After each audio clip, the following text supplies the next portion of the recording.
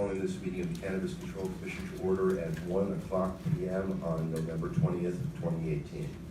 I want to let everyone know Commissioner Title is joining us remotely. Commissioner Title, could you say hi so that we can make sure people can hear you? Hi, everybody. Everybody hear Commissioner Title? Everybody hear me in the back of the room? Great, thank you. In the most useless question that I ask at every one of these meetings, can I ask if this meeting is being recorded? Let me put the public on notice that this meeting is being recorded. Can I ask everybody to put their cell phones on mute or shut them off, please? Thank you.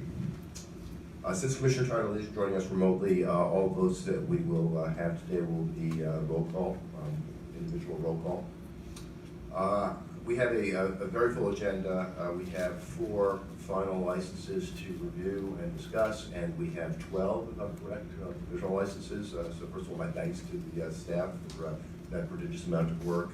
We have the normal executive director's report and update. We have 20 commission discussions and potential votes on first being with respect to the regulations required to transition the medical marijuana program over from EPH to the commission by December 31st. Second is guidance on tinctures. We received a fair amount of comments on some issues with respect to those regulations, so we have some guidance to discuss and vote on. And if you recall, in a previous meeting a while back, the executive director was given the go-ahead by the commission to negotiate a contract for open data.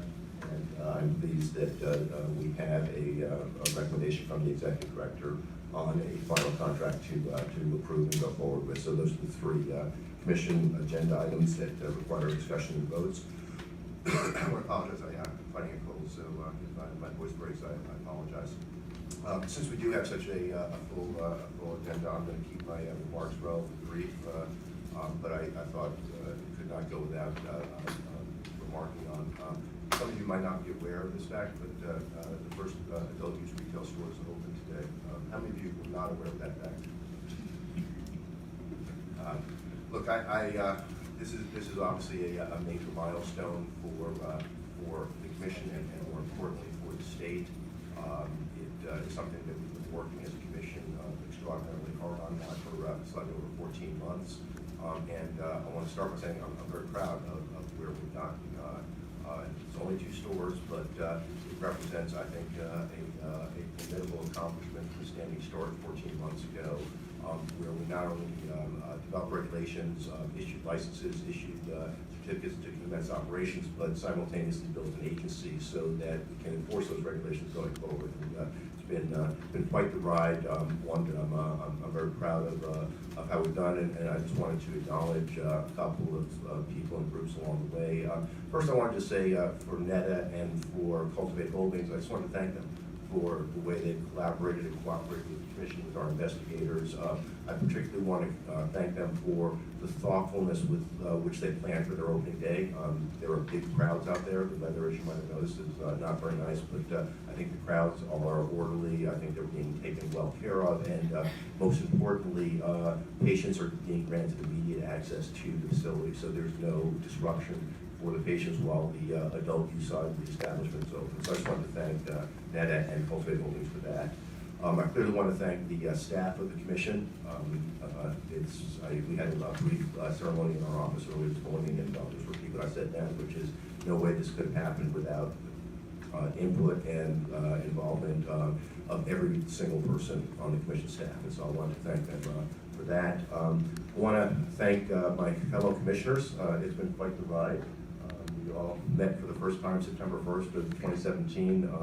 I feel like lifelong bonds have been created, but I also think that we would not be where we are without all 5 of us working collaboratively and hard together. We don't agree on everything. I think some very different points of view. I think the Governor, Attorney General, and Treasurer deserve to be commended for the quality and diversity of the commission they put together. And as I said before, I think diversity is a good thing. I think it's made the regulations stronger. It's made our agency stronger. Diversity is sometimes messy, particularly when it's practiced in public. But I wanted to just thank my fellow commissioners and just make sure they understand the enormous respect that I have for each of them in terms of the role they played and what they bring to the table. So thank you. And then finally, I just want to thank our executive director, Sean Collins. And again, repeating myself from earlier this morning, you know, there's no way this would have happened without Sean as our executive director. Sean came to the table with immense industry knowledge from his days in the treasurer's office. But aside from that, he just brings a work ethic that is unparalleled, a sense of accountability, a management style and a leadership style that I think has been just remarkable in terms of pulling this together in such a short period of time. So I wanted to extend my thanks and recognition to Sean for the role he's played in getting us here. And then finally, you know, I think one of the media asked if I could be pithy today, and not necessarily my strong suit, but if you want pithy, I think that the best place to turn to is Winston Churchill. So I will certainly not compare what we are doing to the Second World War. We're doing something that's important for the state of Massachusetts, but let me make sure that you understand I have not lost my sense of perspective.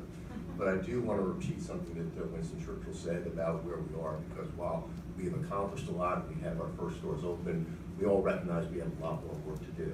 And if I could quote Winston Churchill, now is not the end, it is not even the beginning of the end, but perhaps the end of the beginning. So here we are. Thank you for all of you that have been with us for the last 14 months, and I'm sure will stay with us for the next 14 months. But it's been a lot of work, but I'm very proud of where we are. But I'm also quite aware of how much is left going forward. So thank you. With that, let's get into the agenda. Was that pithy? It was fantastic.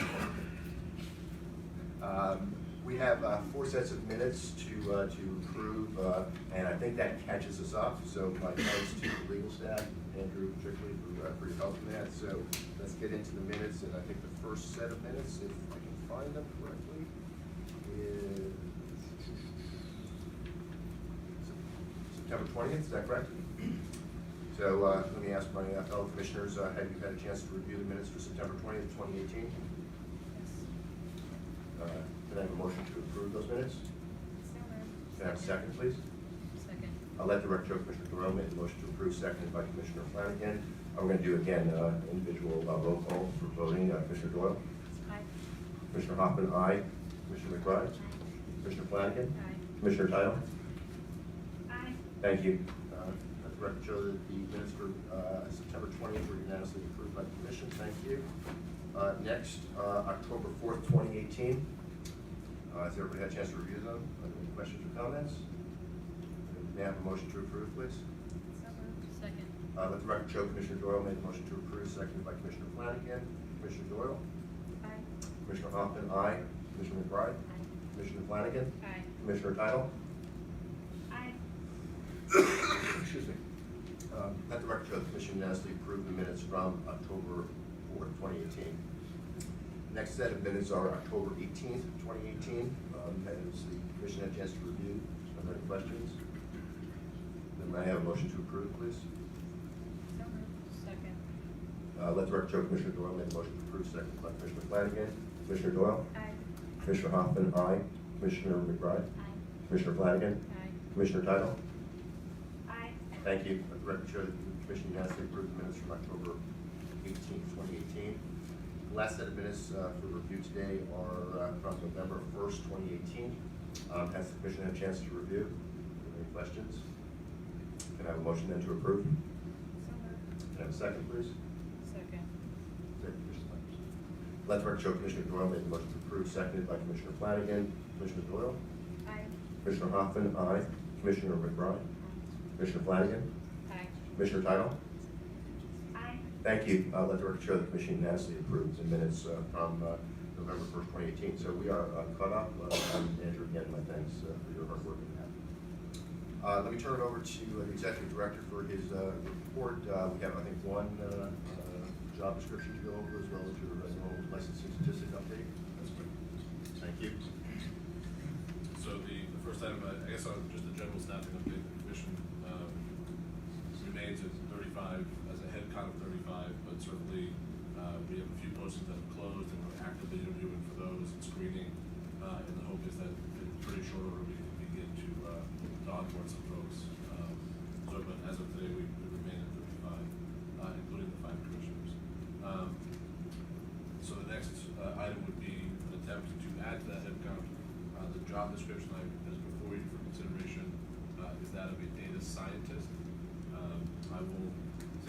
this actually coincides very nicely with the completion of the Socrata contract, given that as we begin to introduce a lot of data to the commission, having someone there to manage it, to clean it, to evaluate it, and really to maintain it will be really critical to make sure that we present it in a way that is complete and consistent and really organized. So this does fit within our research department.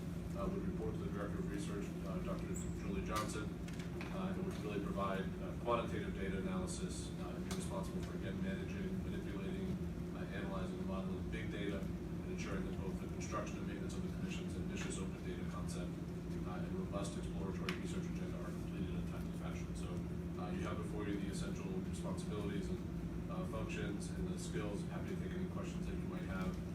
To anticipate a question, Mr. Chairman, this is not something that was initially or originally budgeted for, but in the course of conversations with certainly my counterparts across the country, as well as we begin to really try to build out what we think is the most robust open data project as far as cannabis regulatory agencies are concerned, would fit very nicely within our model.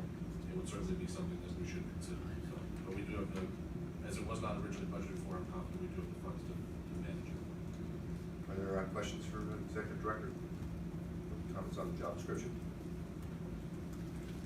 Commissioner Title? No. And then can I have a motion then to approve the job description? Have a second, please? Second. Let the record show Commissioner McBride made a motion to approve, seconded by Commissioner Doyle. Commissioner Doyle? Aye. Commissioner Hoffman, aye. Commissioner McBride? Aye. Commissioner Flanagan? Aye. Commissioner Title? Aye. Let the record show that the Commission unanimously approved the job description for data scientist. Could you just give us a timeline, please? Sure, be my hope to finalize and post it probably just in the next few weeks. I want to be mindful of the fact that we are actively interviewing for 2 different roles. I want to make sure we budget our time accordingly, appropriately. But certainly something as we'll get into later as far as the Socrata contract is concerned, that's really a 30, 60, 90-day window. We want to have someone involved as quickly as possible. Would make this a priority. So next few weeks. Great, thank you very much. Okay. Then I guess let's go into the statistics on licenses and applications, please. Get you the right slide. Okay, so you'll see here, again, this should all look familiar from a commission standpoint. The system indicates that there are 3,941 total applications. 926 of those are pending with at least one packet. 256 have been withdrawn. 2,091 remain incomplete. To date, the commission has issued 64 provisional licenses, and there have been 604 approved agent applications. The breakdown is on the right-hand side. I did some quick math this morning just to make sure that there's some clarity as to these numbers. So if you extract the establishment agents and laboratory agents, that really represents 224 applications. So that 926, I don't want that to be misleading to anybody that there's a significant license backlog, but there is certainly on the agent side as folks get provisionally licensed and start to upload their process. But as you'll see in future slides, that's something we're also managing, I think, pretty efficiently. Great. Any questions?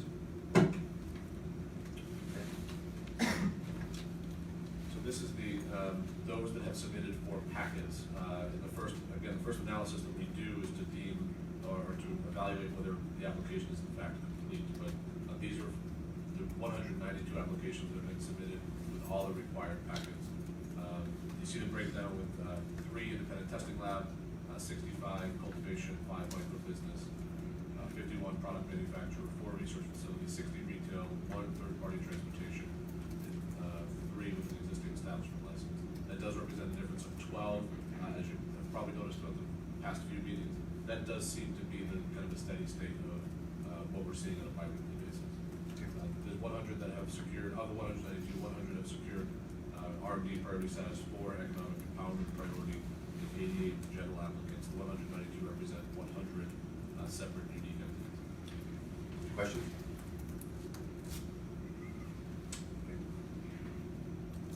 So this is getting into an ongoing slide that we've maintained, which is our disadvantaged business enterprise statistics, reflective of those 192 that have submitted for all 4 packets.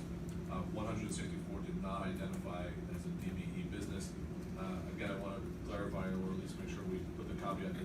this is self-reported information that we're just collecting in the course of the application. Questions? Okay. So this slide, as you recall, indicates those 192 where they stand in our process. There are 43 that are awaiting review. Again, that first review is for completeness. That does include those 12 new applications that have come in the past 2 weeks. 42 have been identified as needing additional information or therefore incomplete. 29 are out for third-party response. Again, those third parties are the municipality in which the entity intends to be located, as well as our background check vendor. 14 are before the commission awaiting a staff recommendation. 64 have been completed or considered by the commission. That's totaling the 192. Thank you. Any questions? So now we have 2 maps this time. There are 2 maps, that's correct. This is the general map that shows those 192 and where they exist across Massachusetts county-wide. This might be a good opportunity to indicate or to illuminate the fact that these numbers are fluid, both up and down in some cases. If an application has been withdrawn that may have previously submitted all 4 packets. So just go through the changes from the last meeting. There were 2 additional applications from Berkshire County, 1 additional from Hampden County, 1 additional from Middlesex County, 1 additional from Norfolk County, 8 additional from Bristol County, and 1 has been withdrawn from Plymouth County. So the last meeting was 17, is now 16. None from Dave still. Questions? Okay. So this map here indicates, at the last meeting, there was a chart or table that indicated where retail applications were from. This was a request of the commission to extract this data as well. So I think this is hopefully helpful in illuminating exactly where retail applications are hailing from in the county provided. So happy to take any questions on this map. So,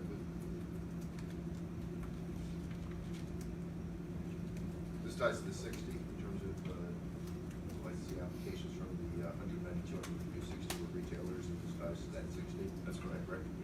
Thanks.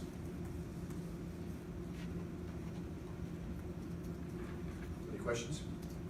Thank you for the staff for putting that together. It's helpful. Okay. So this next slide indicates agent applications and hopefully begins to spell out exactly what the workload in fact looks like. There are 1,922 total agent applications. 702 of those are pending. 138 have been withdrawn. 478 have remained incomplete, and 604 to date have been approved. Of those 702, we have not yet dug into 658. 39 are incomplete or require additional information. 5 are awaiting third-party responses. This is more of an ongoing basis. And 0 will have required completion review, because as we review them, there's some decision that is made on them. So, and again, the third-party response is predominantly for lab agents, and they're required to secure fingerprint. So is this a backlog we should be concerned with? 758 still not being reviewed, we're coming up. No, this is, I think it's a very fluid process, but I think to the commission's credit, as far as delegating that to staff, is something that we can dig into and manage ourselves. And I think hopefully the demonstrations that we've approved 604 to date, I think that demonstrates certainly a bandwidth that we're capable of. Great. Thank you. Other questions? So this is a breakdown of those approved and pending agents from a demographic standpoint. So you see that 67.2% are male and 32.2% female.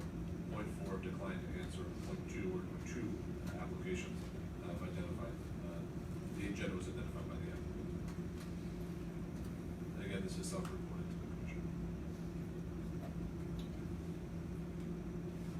Similarly, as far as continuing the demographics of those agents, based on race or ethnicity, you'll see that there is a pretty significant breakdown between 72.7% identified as white, 12.1 have declined to answer, and the variety in the bar graph, the pie chart, indicates the other race or ethnicity that's been identified by the applicant. Questions?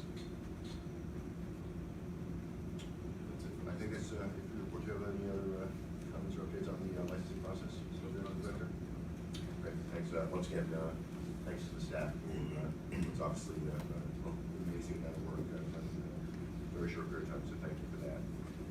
Okay, the next agenda item is to review staff recommendations on final licenses and to discuss and vote on them. We have 4 final licenses. Mr. Executive, are you good with this, or is that's fine. First up is Alternative Therapies Group Incorporated, MR 281255, which is a retail license. Mr. Executive Director? That's correct. Thank you, Mr. Chairman. As you indicated, the establishment is Alternative Therapies Group Incorporated. The proposed address is 50 Grove Street, Salem. The license being sought is that of a retailer. This licensee received a provisional license on August 23rd. To date, based on the various conditions that were placed on the provisional license, they have paid all of their applicable fees. There's no new information that's been reported to the commission staff regarding the organizational structure of the entity, and no new information has been discovered by commission staff regarding the suitability of the licensee or the individuals or entities that were previously disclosed since the issuance of that provisional license. Our initial inspection of the facility occurred on September 26th. It was inspected by commission staff and found to be in compliance with our regulations. There's no new evidence or any evidence that was discovered during the inspection process that indicated that the establishment is not in compliance with all applicable state and local codes, bylaws, ordinances, or regulations. Pulling out some of that information for the commission's consideration, certainly is security and how they manage that. All persons arrive at the facility, they must present their patient identification card to a security officer at the front entrance. They're then allowed to enter the vestibule where they're greeted by a security receptionist. The receptionist verifies their identity and then allows them up to the sales floor. A visitor log is maintained for all of their visitors with the issuance of visitor badges. Everything outside of the building, everything outside the retail area, and a restroom for customers are deemed limited access areas, and all those doors lock and can only be opened with an ID badge. All those doors also had appropriate signage indicating they are in fact limited access areas. They do have a relationship with the Salem Police Department, and a panic alarm has been installed. We also tested their video equipment and confirmed that it is capable of monitoring 24 hours with battery backup in case of power failure. As far as inventory and storage, the area where marijuana and marijuana products are stored had no visible evidence of pests. The establishment produces all of its own products in its inventory at their Amesbury cultivation production facility. We verified that the establishment has a plan to preserve at least 35% of all inventory for patients.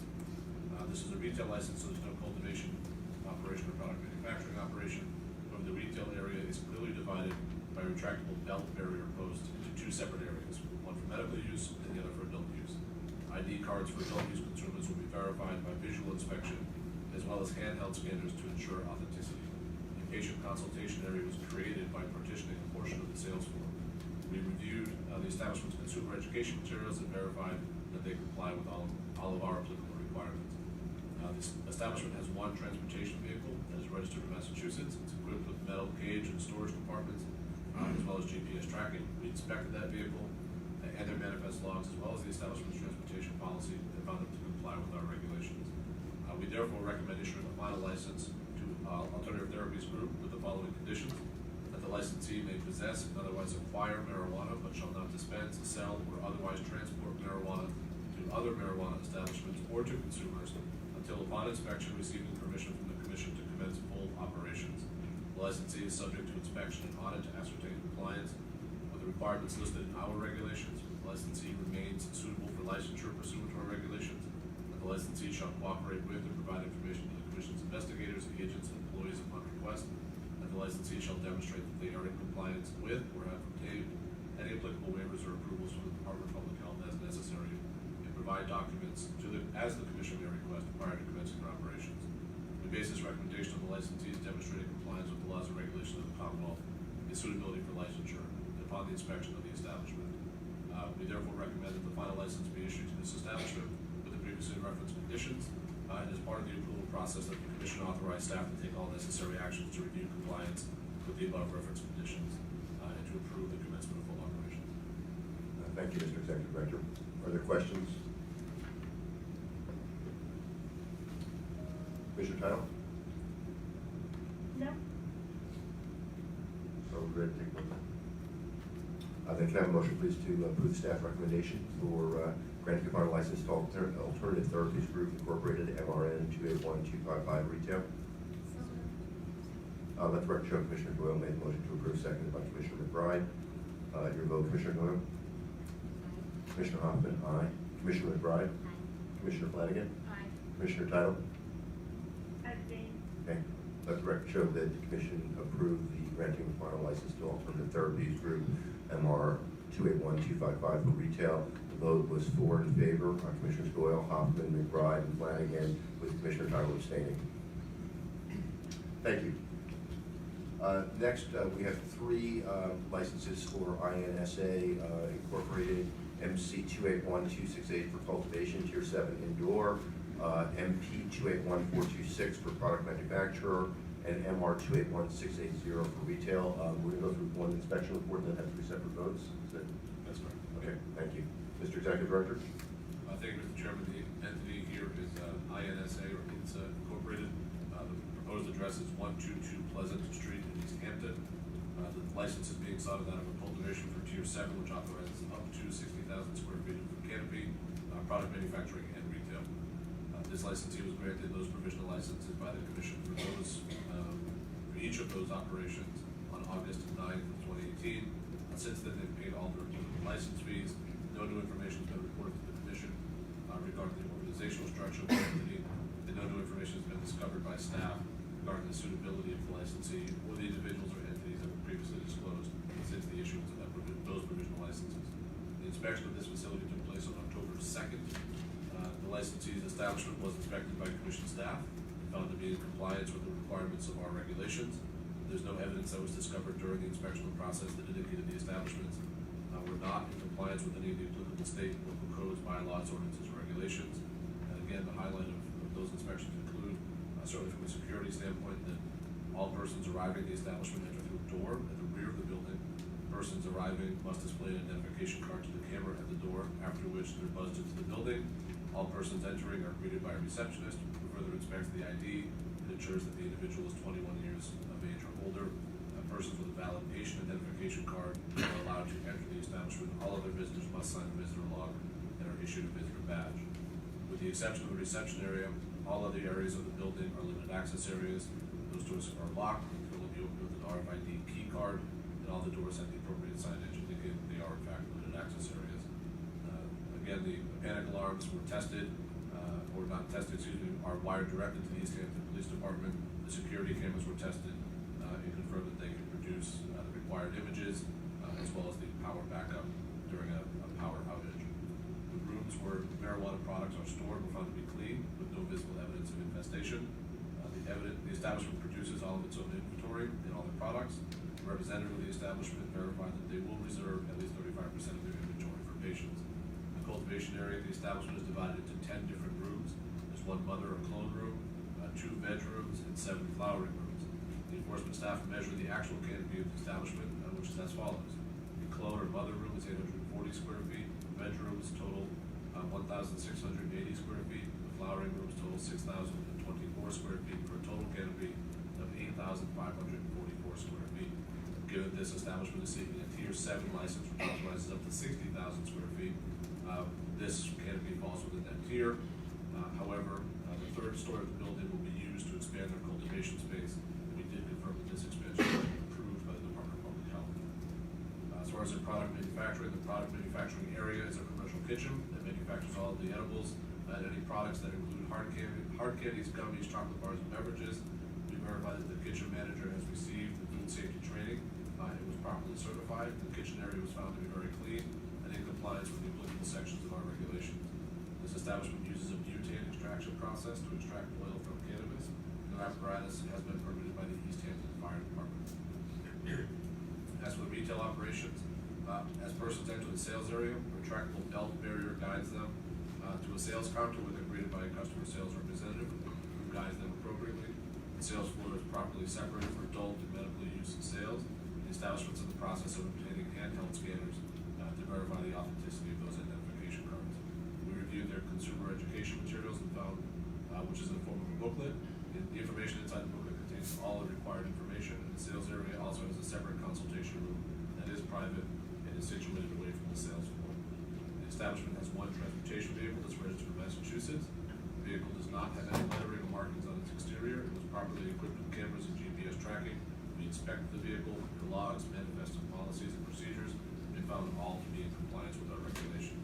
We therefore recommend issuing a final license for the marijuana establishment with the following conditions: that the licensee may cultivate, harvest, possess, prepare, produce, and otherwise acquire marijuana, but shall not dispense, sell, or otherwise transport marijuana to other establishments or to consumers until upon inspection receiving permission from the Commission to commence full operations. The licensee is subject to inspection and audit to ascertain their compliance with the requirements listed in our regulations. The licensee remains suitable for licensure pursuant to our regulations. The licensee shall cooperate with and provide information to the Commission's investigators, agents, and employees upon request. And the licensee shall demonstrate that it is in compliance with or has obtained any applicable waivers or approvals from the Department of Public Health as necessary, and provide documents as the Commission may request prior to commencing your operations. This recommendation is based on the licensee's demonstrating compliance with the laws and regulations of the Commonwealth and suitability for licensure upon the inspection of the licensee's establishments. The staff therefore recommends that the Commission issue a final license or final licenses for the establishments with those previously mentioned conditions. As part of the approval of those licenses, that the Commission authorize the staff to take any necessary steps to review compliance with the above referenced conditions and approve the commencement of full operation. Thank you. Are there any questions or comments? Commissioner Tuttle? No. Okay, then we'll take separate votes on each of the three licenses, starting with INSA Incorporated MC 281268, cultivation tier 7 indoor. Can I have a motion to approve the staff recommendation? So moved. Okay. Let the record show Commissioner Flanagan made the motion to approve, seconded by Commissioner Doyle. Commissioner Doyle, your vote? Aye. Commissioner Hoffman, aye. Commissioner McBride? Aye. Commissioner Flanagan? Aye. Commissioner Tuttle? Abstain. Okay, let the record show that the Commission approved the staff recommendation for INSA Incorporated MC 281268, cultivation tier 7 indoor by a vote of 4 in favor. Commissioners Doyle, Hoffman, Flanagan, and McBride, with Commissioner Tuttle abstaining. Thank you. Let's next move to INSA Incorporated MP 281426, product manufacturer. Can I have a motion to approve the staff recommendation? Can I have a second, please? Second. Let the record show Commissioner McBride made the motion to approve, seconded by Commissioner Doyle. Commissioner Doyle, your vote? Aye. Commissioner Hoffman, aye. Commissioner McBride? Commissioner Flanagan? Aye. Commissioner Tuttle? Abstain. Let the record show that the Commission approved the staff recommendation for INSA MP 281426, product manufacturer, by a vote of 4 in favor. Commissioner Doyle, Hoffman, McBride, and Flanagan, with Commissioner Tuttle abstaining. Thank you. Next, INSA Incorporated MR 281680 for retail. Are there any questions? Can I have a motion, please, to approve the staff recommendation? So moved. Let the record show Commissioner Doyle made the motion to approve, seconded by Commissioner McBride. Commissioner Doyle, your vote? Aye. Commissioner Hoffman, aye. Commissioner McBride? Aye. Commissioner Flanagan? Aye. Commissioner Tuttle? Abstain. Okay, let the record show the Commission approved the staff recommendation for INSA Incorporated MR 281680 retail by a vote of 4 in favor. Commissioners Doyle, Hoffman, McBride, and Flanagan, with Commissioner Tuttle abstaining. Thank you. That concludes final licenses for today. So we have 12 provisional licenses that the staff has recommendations on. Again, we'll turn this over to our Director of Licensing, Kyle Hoffman. Thanks very much, Kyle. The floor is yours. You have your microphone turned on? I do, sir. Great. So if you can start first with, are we going to do again one for these two? Okay, so we're going to look at 1620 Labs, MCN 281370 for cultivation tier 1 indoor, and MPN 281418 for product manufacturing. Thank you. Thank you, Mr. Chairman. As you said, this is 1620 Labs LLC. They plan on being located at 1 Exchange Street in Athol. They are applying for a tier. Correct. No, I think you're doing exactly the right thing. Something has just come to my attention that I feel the need to make an announcement about.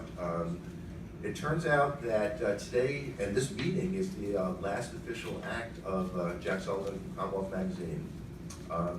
And Jack, would you stand up, please?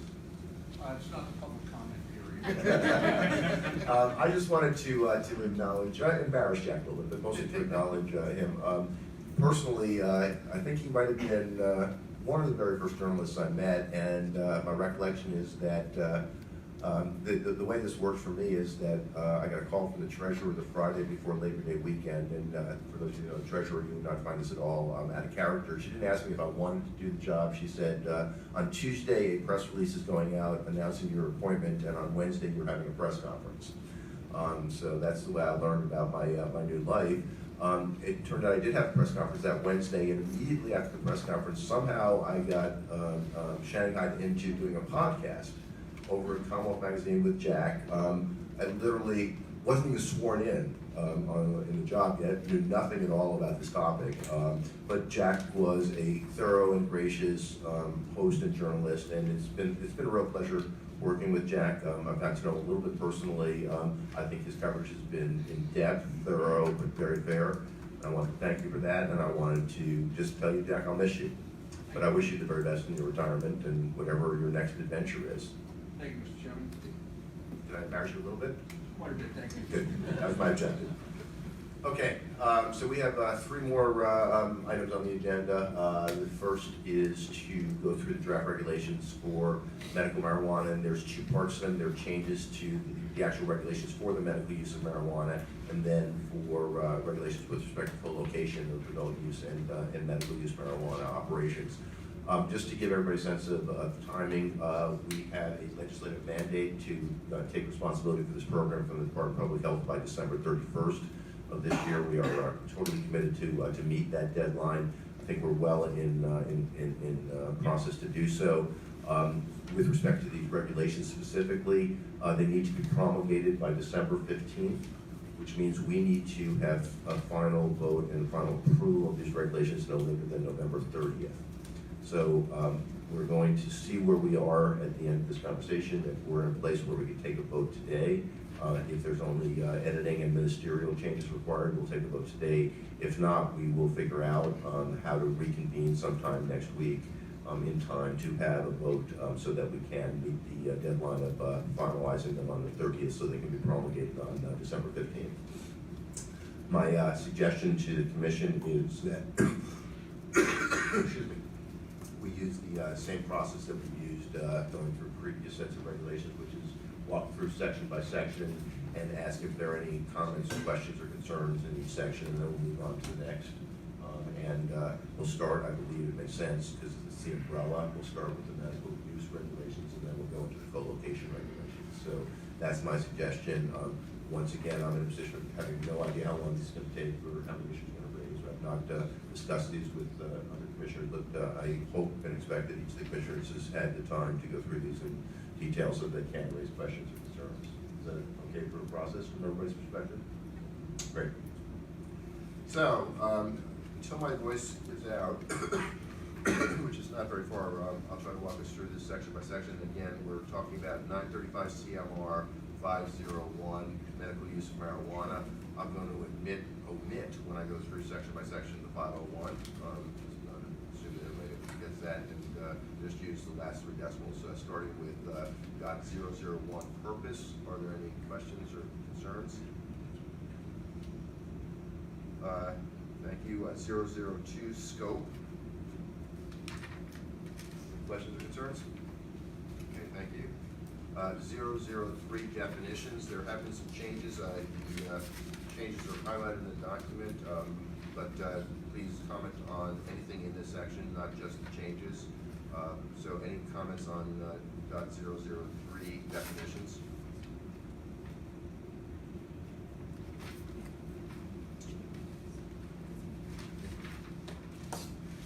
Are we okay with all the changes that were made since our last meeting? Okay, thank you. 004 medical use fees.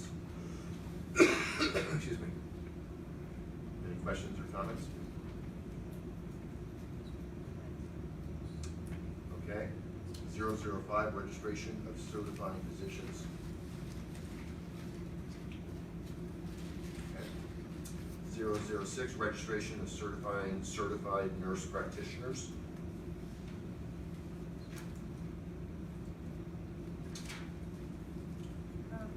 Go ahead.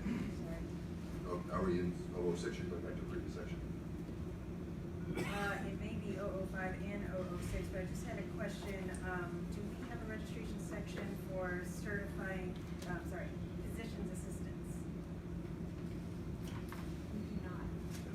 Should we? I mean, since that has been approved by the Department of Public Health, We right? can do that, yeah. We may- Is there any reason not to do that? I don't believe so. If the commission is willing to delegate the authority to us to make that change, we can do that. Fine. Is everyone okay with that? I guess we'll. I would just request with, the registration requirements being as similar to the ones for certified physicians, or certified nurse practitioners. So is it fair to say that we'll add a section .007 to do that? That sounds fine. Okay. Thank you, that's a good catch. Next is 010, which is written certification of a debilitating medical condition for a qualifying patient. Questions on that? Okay, next one, I think let's just take a little time on. The next one is .015, which is temporary and annual registration of qualifying patients. This is a substantive change from the previous conversation that I personally support, but I appreciate if the executive director could just give a little context for this change, please. Sure, thank you, Mr. Chairman. So obviously, based on a lot of discussion at the commission level, as well as feedback received in the public comment period, adding a provision relative to temporary registration was certainly desirable, and I think also worth noting as far as being a statutory requirement for us to consider as well. So we do have some proposed language here for the commission's consideration relative to obtaining a temporary or an annual registration card, and then also putting the burden on us as a commission that we generate or we develop the process by which we would issue a temporary registration card to an individual, to a patient, or which would add an ability on our part, as well as the certifying healthcare provider submitting information to the commission for consideration, but also allow therefore a patient to leave a visit with a temporary registration, and then go right to a dispensary and honor that. So we feel as though in the short term we can do that from a technical standpoint, but I just want to be clear, I think it's going to require us to do some outreach and some engagement to providers to make sure that they're aware of this ability for a patient, but also to patients to make sure that they're aware of this opportunity. One thing we did consider, which I just want to flag for the commission's consideration as well, is that so temporary registration card would be valid for 14 days after the issuance, or of course upon the issuance of that annual registration card. We also limit a temporary registration to one per 365-day period, so one per year essentially. And then also worthy of consideration is that a temporary registration card would authorize a patient to receive 2.5 ounces as opposed to the annual or the otherwise 10-ounce 60-day supply, which again is a prorated version of that 14-day period. Really meant to make sure that folks have access to medicine instantly, but that they have access to what would be a 14-day supply as opposed to a 60-day supply. And again, we're confident that we could do this in relatively short order. Commissioner Torres? I also support this. I have a technical edit that is, has some substance to it, so I just want to flag it for everyone. In subsection G, which is the section that talks about no more than 2.5 ounces of marijuana may be dispensed, there's two sentences there, and I propose that we clarify the transition to those two sentences, because what it says is no more than 2.5 ounces may be dispensed, but it also provides an opportunity for a healthcare provider to determine that a qualifying patient requires an amount of marijuana other than 2.5 ounces as a 14-day supply, which parallels to the existing opportunity for healthcare providers to certify a patient for more than a standard 10 ounces.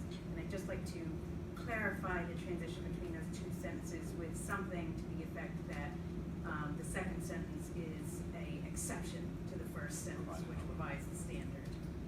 Would you be comfortable if we put except in between? Absolutely. Okay. Great, good catch. Any other comments on 015? Yes, I have a Go ahead. question for the executive director. Go ahead, Commissioner Tom. So regarding F and G, I think those are reasonable limits, and I think they're made even more reasonable by the fact that the commission and the healthcare provider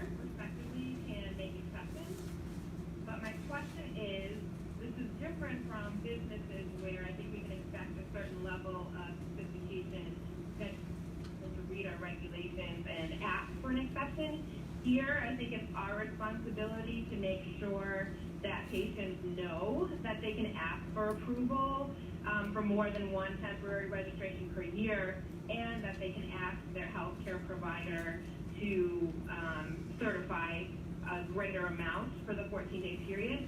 So my question for the executive director is, can you commit to making it part of our outreach plan and putting something on our website so that a patient will have, in the first case, a form that they can provide to the commission to ask for an exception, and in the second case, something that they can print out and take to their physician to ask for a certification that would give them a greater amount for 14 days. So, no, I just have, why don't you go ahead first? Okay, I think that's absolutely, I think that's something we can manage from an outreach standpoint. I guess I want to first, I think, as I mentioned in the presentation of this new language is, I think we do have an obligation to work with providers in particular to inform them of this opportunity for patients, but also to, I think, help them navigate the process of submitting information to us. So that's something I certainly see as an obligation of ours. And obviously, I think working with patients and outreach to patients on an ongoing basis, but also working with folks that I guess we can leverage or partner with as far as leveraging their outreach and their reach to make sure that we're able to get word out there. I think obviously any materials that we put on our website would intentionally be meant for public education, public awareness. So yes, I think that's something we would expect to do, and it's something that we'll do in relatively short order, anticipating the transition of the medical program, but also shortly after the program is transferred as well. Okay, I'll cede my floor to Commissioner Doyle, and I'll have my comment afterwards. Go ahead, Commissioner Doyle. I'm honored. The other outreach that I would request if we could do, because this is going to be something new, I'd also like to do outreach to law enforcement so they are aware of this new temporary certification, because this is going to be different for them. So, my question is, just clarification, Commissioner Title. I understand the ability for a healthcare provider to say that the patient requires more than 2.5 ounces on the 14-day supply. That part I get, but I thought I heard you say that you can also give a waiver for more than one temporary registration during a year. I thought that was explicitly not what we were supposed to do. So am I missing something?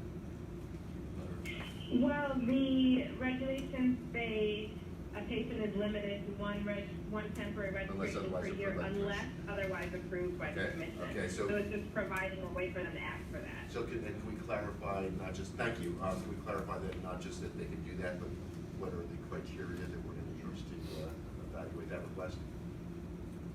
Through the chair, absolutely. I think that's to Commissioner Title's point as well, is having a form that folks can understand and also that is clear as to what those exceptions may be.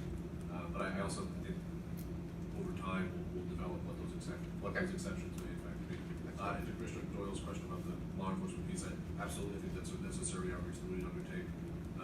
One of the things that in the context of temporary registration is making sure that the patient, when they leave, has a patient registration number that coincides with them to make sure that there would be access through the CGIS to identify that patient. What they won't have, of course, is that patient registration card. So what was important to us in developing the ability to manage this is that there be some way for someone to reconcile if it is in fact a patient. And I think law enforcement is a key constituency.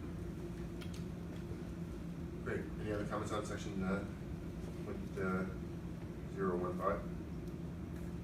I want to acknowledge the executive director and staff for responses. I think that was obviously a request that came up pretty regularly in the public comment period, so I appreciate your responsiveness to that. Okay, point 020, temporary and annual registration of personal caregivers. Any comments or questions? Okay, dot 021, registration of caregiving institutions.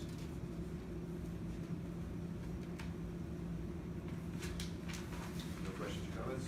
Then let's move on to point 022, registration of institutional caregivers. Okay. .025, responsibilities of caregivers. Okay. .030, excuse me, registration of R&D agents. Okay. .031, registration of independent testing laboratories. Okay. .032, registration of independent testing laboratory agents.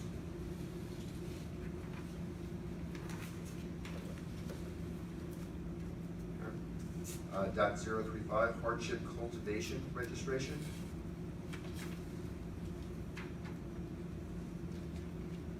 Okay. .100, registration of registered marijuana dispensaries. Yeah. Yeah, go back to the previous section. Yes, the hardship cultivation. Yes, please go ahead. I just want to flag, there was a conversation of the advisory boards on the section that was previously removed. Section 13. Section 13, so just want to clarify, based on that conversation, so again, going back to where the advisory board discussion was, that section substantive has been returned, I guess. Okay. Just want to clarify that. Yeah, no, I appreciate that. I understood that. Any questions, comments on that from anyone else? I think that's a good catch, thank you. Okay, so, .100, again, registration of registered marijuana dispensaries.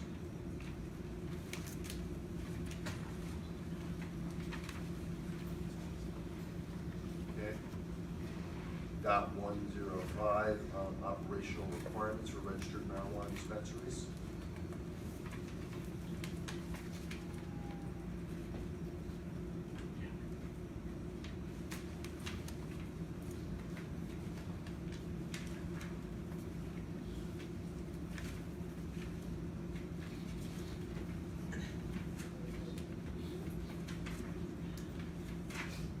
.110, security requirements for registered marijuana dispensaries.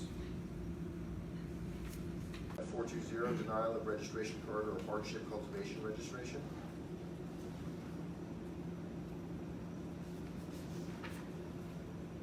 .425, revocation of registration card or hardship cultivation registration.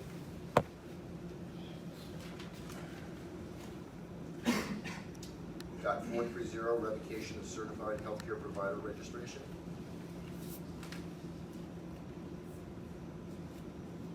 .435, void certified physician registration.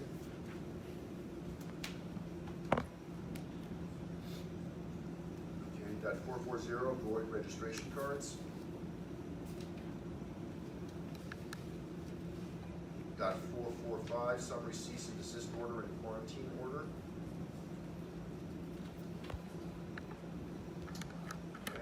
.450, summary suspension order.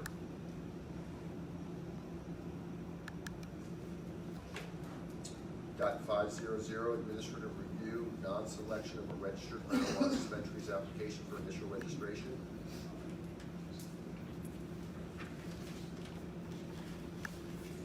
.505, hearings.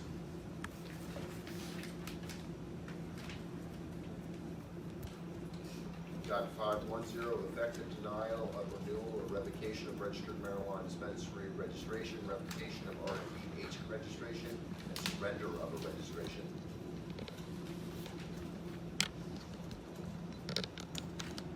Okay, .600, municipal requirements. .650, non-conflict with other law. .700, waivers.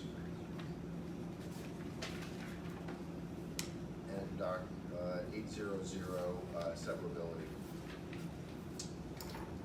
Okay, questions or comments? It seems like there are two requests we've made for our staff. One is in .007 to add language with respect to physician assistants, consistent as closely as possible with language for nurse practitioners. Is that correct? And then the wording change in .015 to join the two sentences with the word accept. I don't think that the requests for commitment that Commissioner Title made, that you, Mr. Executive Director, agreed to, need to go into the regulations. It's just an operational commitment you made, which I accept.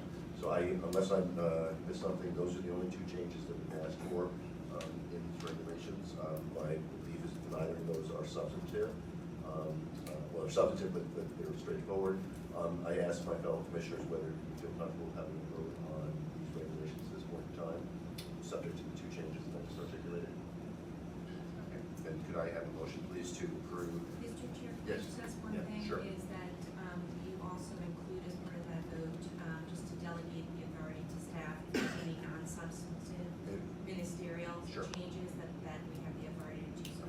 Great, thank you. That's fine. So I guess the motion I would like to ask for is to approve the medical use of marijuana regulations 935 CMR 501, subject to the changes that were just articulated. So in section .007, adding language about physician's assistant, the language changed to .015, and delegating the staff authority to make minor edits and ministerial changes. Could I have a motion, please, to approve that? So moved. Okay. Let the record show Commissioner Doyle made the motion to approve, seconded by Commissioner Flanagan. Commissioner Doyle, your vote? Aye. Commissioner Hoffman, aye. Commissioner McBride? Aye. Commissioner Flanagan? Aye. Commissioner Title? Aye. Great. Let the record show the Commission unanimously approved that motion. So thank you. That's a big step. Thank you very much. The second set of regulations that we'll walk through are 935 CMR 502, which is co-located adult use and medical use marijuana operations. We'll do the same thing. We'll go through section by section and ask for any comments or concerns, and then move on to the next section, starting with, and again, I will omit 502, just go through the last decimal points. So .001 purpose, .002 definitions,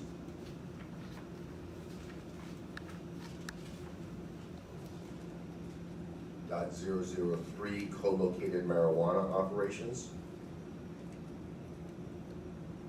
.005 fees, .028 registration of agents affiliated with CMOs, CMOs being shorthand for co-located marijuana operations. .101 application requirements.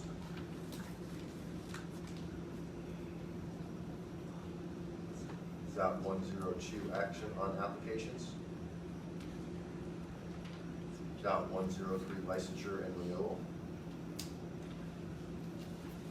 .104 notification and approval of changes. .105 general operational requirements.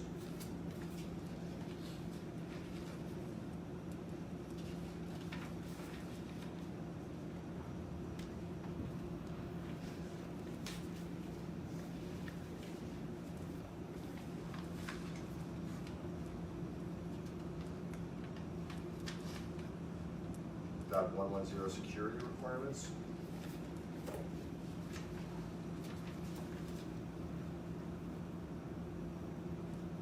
.120 additional operational requirements for cultivation.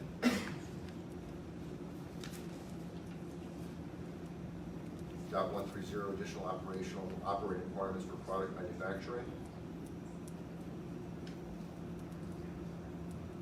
.140 additional operational requirements for retail sales.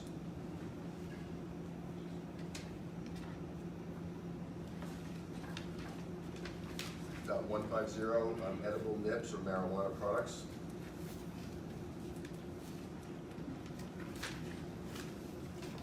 .160 testing of marijuana nips or marijuana products.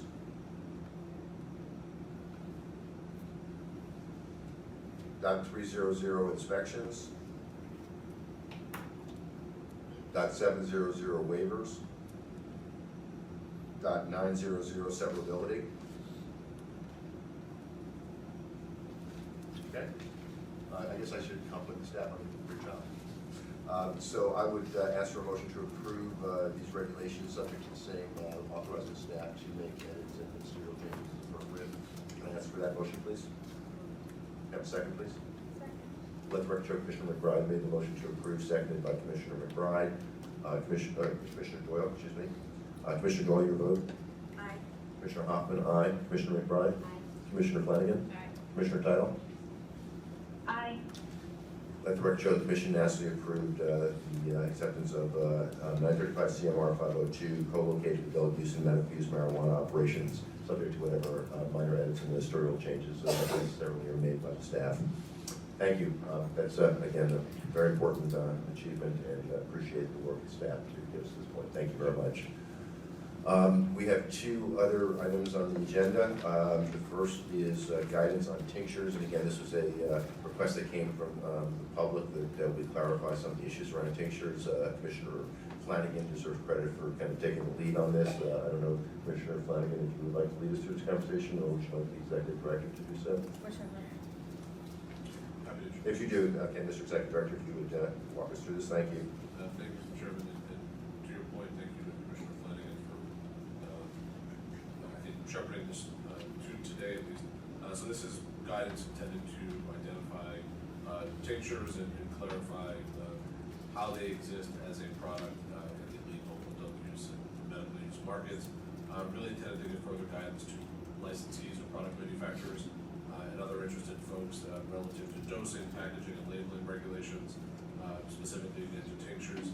This clarifies that they're not considered edibles or beverage products, that they are in fact considered concentrates, which also have distinct labeling rules.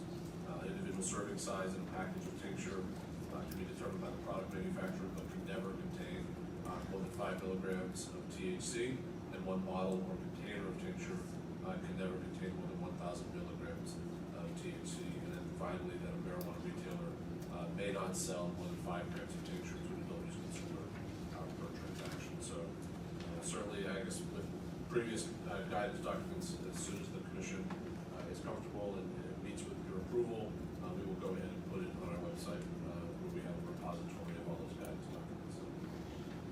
Yeah, thank you, Commissioner Flanagan, for taking the lead on this. Are there questions or comments? Commissioner Doyle? I think this is great, and thank you, Commissioner Flanagan, for your leadership on this. The one thing I would ask perhaps in the future as we get to know more and more, the more clarification and parameters we can provide around tinctures, the better for, I think, our enforcement.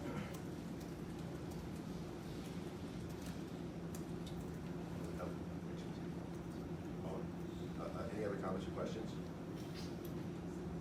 Should we vote to approve this guidance? I'd like a motion, and I don't think there are any suggested changes, but again, we get the staff following all the different ministerial edits to this before it gets posted on our website. Let me ask for a motion to do so, to approve this. No second? Okay, let the record show Commissioner McBride made a motion to approve, seconded by Commissioner Flanagan. Commissioner Doyle, your vote? Aye. Commissioner Hoffman, aye. Commissioner McBride? Commissioner Flanagan? Aye. Commissioner Title? Aye. Great, thank you very much. Let the record show Commission unanimously approve this guidance document subject to ministerial changes by the staff. Again, my thanks to Commissioner Flanagan. Last item on the agenda is open data. Again, just to remind everybody, first of all, open data is a commitment of this commission, particularly of our executive director, to operate transparently, to make all the information and data that we are going to collect, not personal information, but in general about the industry, make that available not just to the commission but to the public. And to do so, we have submitted an RFR. We have negotiated. We gave the executive director authority to negotiate a contract with the chosen vendor, Socrata, and the executive director has a recommendation to approve a final contract with Socrata. So I'm going to let the executive director walk us through the details of that contract proposal. Proposed contract, excuse me. Thank you, Mr. Chairman.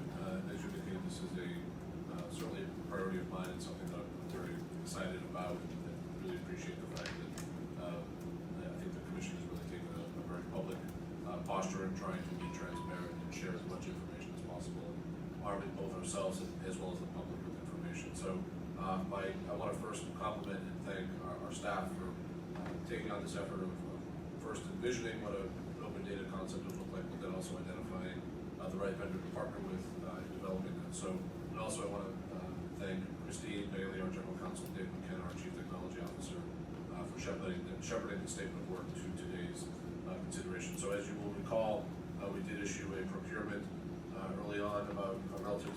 data, and we recommended the PMT that existed, recommended Socrata as the vendor. So since that decision, we've been working with Socrata to develop this statement of work, also executing standard contract forms and terms and conditions forms. This really stems from a standard cloud term contract for consideration for the commission. So as you will recall, we did get 5 responses to that procurement, but we chose Socrata for a variety of reasons. One is their functionality of reporting and exporting relevant data, their ability to meet what we think are complex timelines, their security model, proposed engagement model, the references and experience within Massachusetts, specifically with the comptroller and their see-through program, as well as their familiarity with the industry based on their work in the state of Washington with the State Liquor and Cannabis Board. Relative to the specific contract, we're seeking to leverage their, or develop a data center for the commission, which will enable us to have a good data governance model, as well as consistency in reporting and reconciliation, report and exporting relevant data, both internal and external, developing obviously charts and graphs and dashboarding, and also our own key performance indicators, integrating with all of our various systems and technology. Specifically, we're going to use the Socrata Data as a Service platform, the Socrata Performance Optimization Cloud, which is a mapping and strategic objective development tool, the Socrata Operational Intelligence Cloud, which is helping us to drill down on our own key performance indicators, Open Data and Citizen Engagement Cloud, which is open data access, and lastly, the Socrata Financial Insights Cloud, which is a flow of revenue sources. And I think it's worth noting that's exactly what the comptroller uses on the revenue side. One key element that is embedded, certainly spiritually in what we're doing, but I think also substantively throughout the statement of work is, I know it's certainly a concern of the commission, is the protection of patient information and any patient data. We are responsible to define what we're feeding into Socrata. So that being said, the Digital Center of Excellence and Data Governance team, which is will be led by internally by our Chief Technology Officer, will be responsible for identifying and managing the data sets that are available for use both internal as well as external. And we will make sure to give every data set a single point of contact to make sure we're not ever publishing information that we ought not to be publishing. And that was obviously something that we were sensitive to. The contract, the statement of work indicates that they can meet a 30-day business day initial implementation, but really 45 total days, followed by a 90-day long implementation process. So they'll meet with us, they'll meet with the team internally, and then work with us to develop that process for launching an open data portal. Also work with us to develop our own key performance indicators. Other elements that are embedded within this is their security model and their FedRAMP controls. Again, similar to our models with JD Software and Metric, we really see them as a partner in our implementation, which I think has been successful to date. And certainly lastly, but probably most importantly to folks, is the cost.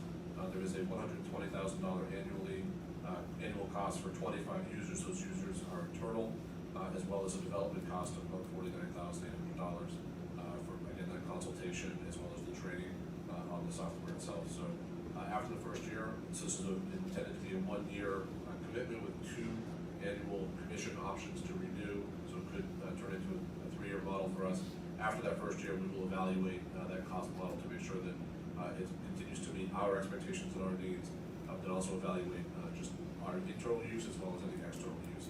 So we're able to get 25 internal users for this, which I think is right within what our expectations would be. It's a very basic part of the external users or external hits to this. The possible large would be on any internal users if we need that number to rise or to increase at all. The external would be an evaluation of just how many hits we get, but there's not a cost model associated with that. And, you know, I know we put together a pretty detailed technology budget as part of our fiscal 19 budget. This is consistent with that budget. Absolutely. Can you answer, this is a technical question, I think, but what's the relationship between Tyler Technologies and Socrata? Tyler owns Socrata, That's correct. Yep. Socrata is a wholly owned subsidiary of Tyler. Other questions? Commissioner Dora? This is just a comment. I just want to thank you and commend you for the commitment to the privacy of the patients. It's very important. I really appreciate the attention that was paid to that. Any other questions, comments? Then may I ask for a motion then to approve this contract and allow the executions? Go ahead, Commissioner. Mr. Chair, I would make the same request that you just delegate to staff Yes. the authority to make any Yeah, I'm going in left the staff today. Very generous. I'd like to ask then for a motion to approve this contract, allow it to be executed by the executive director, subject to whatever editing or ministerial changes are required by the staff. Can I have a second, please? Second. Let the record show Commissioner Flanagan made the motion to approve, seconded by Commissioner Doyle. Commissioner Doyle, your vote? Aye. Commissioner Hoffman, aye. Commissioner McBride? Aye. Commissioner Flanagan? Aye. Commissioner Tittle? Aye. Great, let the record show the commission unanimously approved that, and again, my thanks to not only the executive director, but our technology team and our federal council for negotiating this contract. Thank you. Okay, I am not aware at this point of any other agenda items that I was not aware of when we published this agenda. Am I missing anything? Let me then just talk about what's going to happen next in terms of meetings. So we had a tentative meeting for tomorrow, in case we needed it for final license approval or for further work on the regulations. I deem that to be unnecessary, so we will not have a meeting tomorrow. We do not have a date yet for our next regularly scheduled meeting. It'll be sometime the week of the 26th, I think is that Monday. Maybe sometime that week, probably towards the end of that week, and obviously we'll let the public know as soon as we can about where and when, and we'll give certainly 48 hours notice required, but I don't have an exact time or location for that meeting yet. That being said, we are adjourned as of 3/12 on November 20th, 2018. Happy Thanksgiving, everybody.